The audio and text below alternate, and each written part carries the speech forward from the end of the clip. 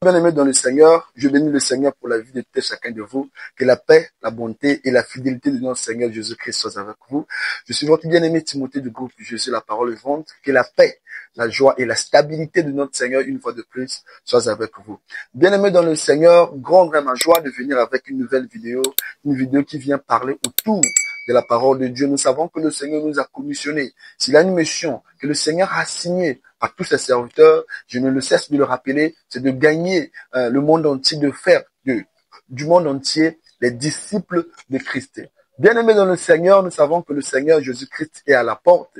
Les temps sont finis, le Seigneur est à la porte, le Seigneur revient, les signes sont accomplis, les signes sont palpables, car Jésus-Christ revient et il vient pour prendre une église qui est sainte, une église qui est parce que lui, le Seigneur notre Dieu, il est un Dieu saint. Voilà pourquoi dans la parole, il a dit dans le livre de Hébreux 12 au verset 14, « Recherchez la paix avec tous et la sanctification sans laquelle personne ne verra le Seigneur. » Notre Seigneur vient.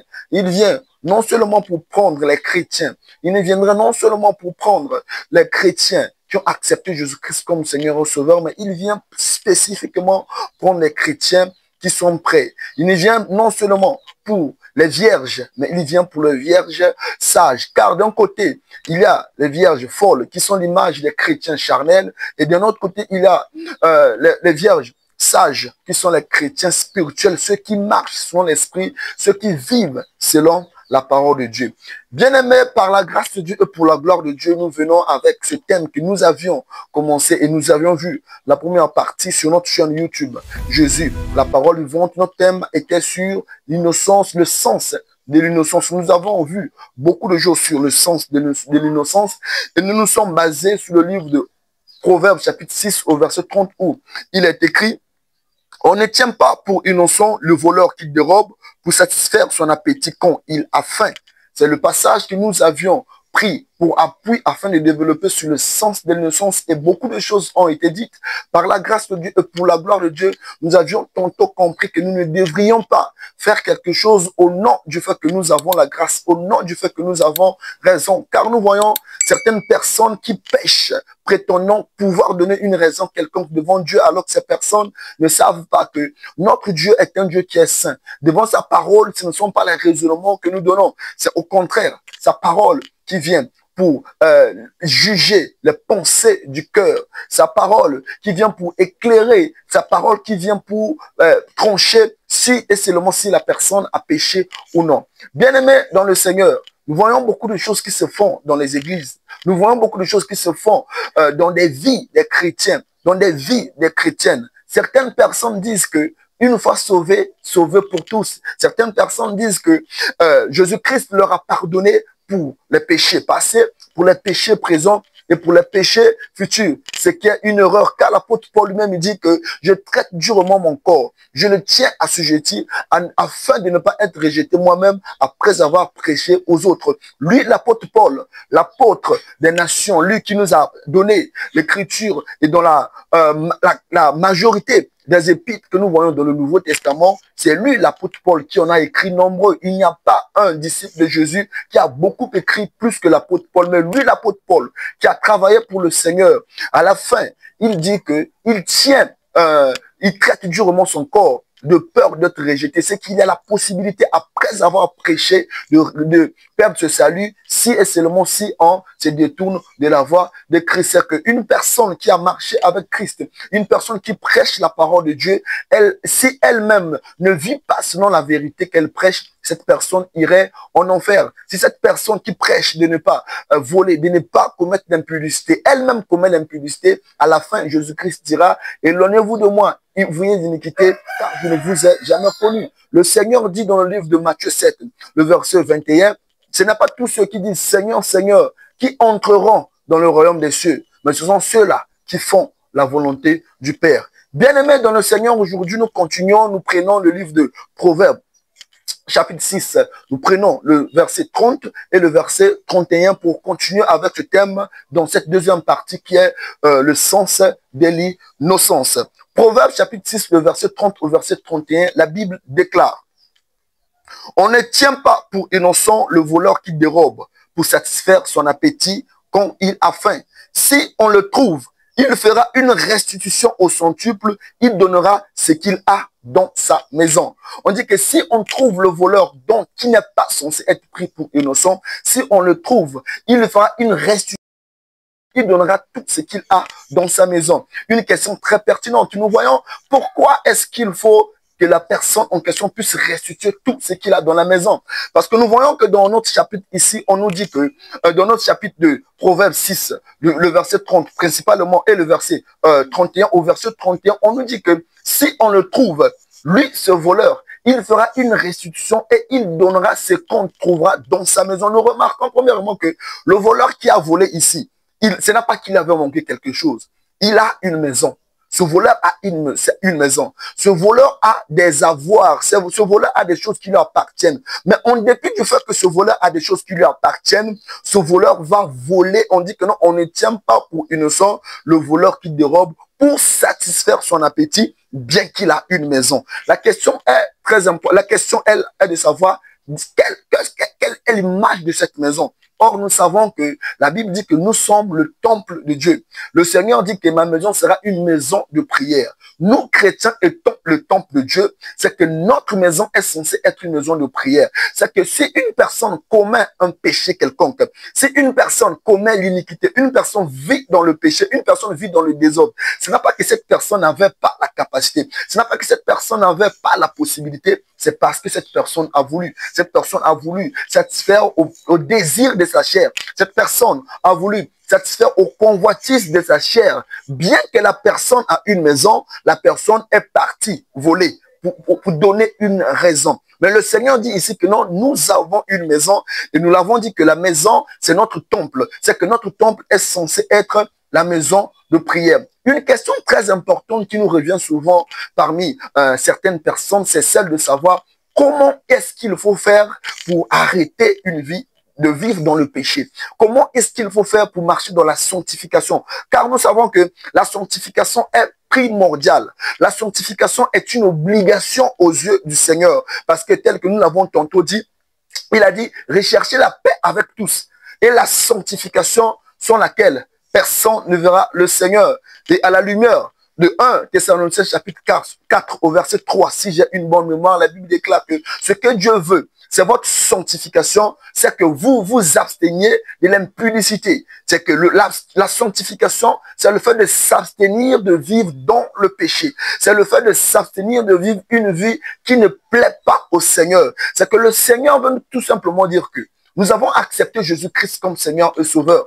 Nous le servons dans l'église, nous évangélisons, nous gênons, nous chantons pour le Seigneur. Mais il y a une chose, si malgré le fait que nous travaillons pour le Seigneur, nous parlons pour lui, et que nous ne vivons pas, en dépit du fait que nous travaillons pour lui, mais nous ne vivons pas selon que sa parole le demande, nous ne vivons pas une vie sainte, une vie de sanctification, c'est qu'à la fin de notre vie, nous aurons malheureusement d'être jetés en enfer. Parce que le Seigneur n'est pas un Dieu de favoritisme. Le Seigneur, c'est une personne dont on ne peut jouer avec. Il dit, c'est qu'un homme aura s'aimé, il le mentionnera, car on ne se moque pas de Dieu. Tu ne peux dire servir Jésus et faire les choses que Jésus-Christ est. Tu ne peux dire que tu es chrétien, tu as accepté Jésus-Christ comme Seigneur ou Sauveur et que tu vis pour lui, malgré que tu prétends vivre pour lui en cachette, en secret. Tu vis dans une vie qui ne plaît pas le Seigneur. Tu es dans une vie d'escroquerie, une vie d'impudicité, une vie de chantage,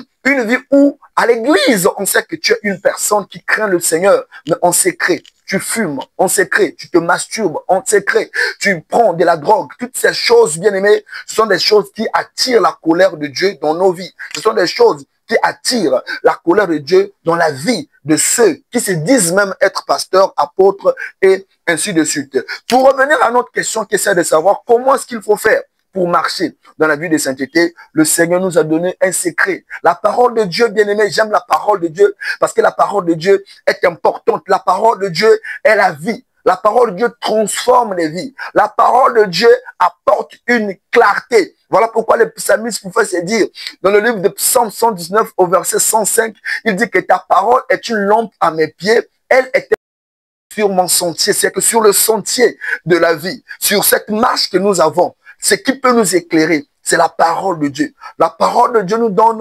un schéma, un schéma à suivre. La parole de Dieu nous donne un canevas, comment est-ce qu'il faut marcher sur la terre ici-bas. Comment est-ce que nous qui avons accepté Jésus-Christ comme Seigneur et Sauveur, comment est-ce que nous pouvons vivre. Matthieu 26, le verset 41, la Bible déclare: veillez et priez afin que vous ne tombiez pas dans la tentation. L'esprit est bien disposé, mais la chair est faible. Voici le Seigneur qui dit que nous devons veiller et prier. L'objectif, ce n'est pas tomber dans la tentation, et il nous donne la raison pour laquelle nous devons veiller et prier. Il dit que la chair est faible, mais l'esprit est disposé. C'est là automatiquement nous ramène à Galates chapitre 5 au verset 17 où la Bible dit que l'esprit et la chair ont des désirs contraires. C'est que ta chair voudrait peut-être que tu ailles dans les maisons de prostitution, dans les bordels, mais ton esprit voudrait que tu puisses craindre Dieu. Ta chair voudrait que tu puisses prendre des boissons alcoolisées, des boissons qui contiennent l'alcool, mais ton esprit te demande à la sainteté, car le Seigneur en Christ, Jésus-Christ, ne nous donne pas de boire ne fût-ce qu'une seule bouteille d'alcool, parce qu'en Christ, nous sommes comme Jean-Baptiste, nous avons été consacrés. Quand Jean-Baptiste était dans le ventre de sa mère, il avait été interdit que la mère de Jean-Baptiste ne puisse consommer quoi que ce soit d'alcoolique parce que l'enfant qui était dans son ventre était un enfant consacré. C'était un enfant qui était mis à part. De la même manière que Jean-Baptiste, qui était consacré depuis le ventre de sa mère ne pouvait prendre l'alcool. Nous qui sommes chrétiens, nous devons non plus prendre l'alcool parce que nous sommes consacrés pour Jésus, parce que nous sommes mis à part en Jésus. Jésus-Christ dit qu'il y a des désirs qui sont contraires, les désirs de la chair qui sont contraires à ceux de l'esprit, et ceux de l'esprit qui sont contraires à ceux de la chair. La chair voudrait peut-être que tu puisses t'emporter jusqu'à haïr, tuer ton frère, peut-être empoisonner ton frère, mais l'esprit t'appelle à aimer. Car notre Dieu est un Dieu d'amour. La Bible dit l'amour ne soupçonne pas le mal. L'amour ne fait pas le mal. L'amour excuse tout. Oui, bien aimé, la chair a des désirs qui sont contraires à ceux de l'esprit. Alors si la chair a des désirs à ceux de l'esprit, comment est-ce qu'il faut faire? C'est là où le Seigneur nous ramène au passage que nous avons lu de Matthieu 26 au verset 41. Il dit de veiller et prier afin que nous ne tombons pas, nous ne puissions pas tomber dans la tentation. La majorité des cas, bien aimés, où beaucoup d'enfants de Dieu vivent et se voient être incapables de marcher dans la crainte de Dieu. On leur prêche la sanctification, mais en dépit du fait qu'on leur prêche la sanctification, les enfants de Dieu se sentent comme incapables de mettre en pratique ces paroles. Les enfants de Dieu sont comme esclaves de la pornographie, esclaves du péché. La conséquence ou la raison, c'est tout simplement parce que, premièrement, les enfants de Dieu ne veillent. Deuxièmement, les enfants de Dieu ne prient, bien aimés. La prière est une chose qui est très importante, bien aimé, pour ce qui est de la marche avec Christ, bien aimé. Parce que quand une personne est en prière, la personne entre dans la présence de Dieu. Puisque dans la présence de Dieu, il y a la sanctification, il y a la justice, il y a la force. Quand une personne est constamment dans la présence de Dieu, il a les désirs de la chair qui sont consumés. Certaines choses que tu pouvais faire parce que tu es de temps en temps en présence, en contact avec Dieu, bien-aimé, ces choses-là disparaissent. Dans la parole de Dieu, bien-aimé, on nous dit que les mauvaises compagnies corrompent les bonnes mœurs. Si les mauvaises compagnies corrompent les bonnes mœurs, c'est qu'une bonne compagnie va aussi faire à ce que la c'est qu'une bonne moralité vient aussi au travers du fait que nous vivons avec des personnes qui sont de bonne compagnie. Mais il n'y a pas une compagnie qui est plus que celle de Jésus. Car quand on est dans la présence de Jésus, il y a la transformation, il y a le changement. Jésus-Christ, quand il vient, il brise l'emprise du péché. Quand Jésus-Christ vient, il détruit, il brise la chair. Jésus-Christ, quand il vient dans sa présence, dans la présence de Jésus, il y a une transformation. Voilà pourquoi, bien-aimés, nous devons vivre dans une vie de prière, bien-aimé. Qu'en est-il de ta vie de prière? Ici, bien-aimé, nous ne parlons pas de la prière à l'église. Nous parlons de la prière individuelle. Il arrive à certains moments où nous allons à l'église constamment. Nous avons des prières d'ensemble. Mais qu'en est-il des prières individuelles? Les prières où tu as des programmes. Les prières où tu pourrais t'organiser. Tu pourrais t'organiser peut-être à minuit, peut-être à 2 heures, peut-être à 22 heures, mais tu as un programme où tu suis, où tu es constamment à la face du Seigneur. Parce que ce monde-ci, bien aimé, il y a plein de dangers, il y a plein de choses qui se font partout où nous allons, il y a des attaques, il y a des pièges, il y a des séductions, il y a des tentations par-ci, par-là. Mais tant que tu as une vie de prière, bien-aimé, tant que tu as une vie de prière efficace, bien-aimé, il y a de la force en toi. Voilà pourquoi le Seigneur a dit, veillez et priez. L'objectif, c'est pour ne pas que nous puissions tomber dans la tentation. Le Seigneur nous demande de veiller. La méditation de la parole de Dieu, elle est très importante dans la vie d'un chrétien. Un chrétien qui médite la parole de Dieu, c'est un chrétien qui est appelé à réussir. C'est un chrétien qui est appelé à pouvoir détecter certaines choses, bien-aimés.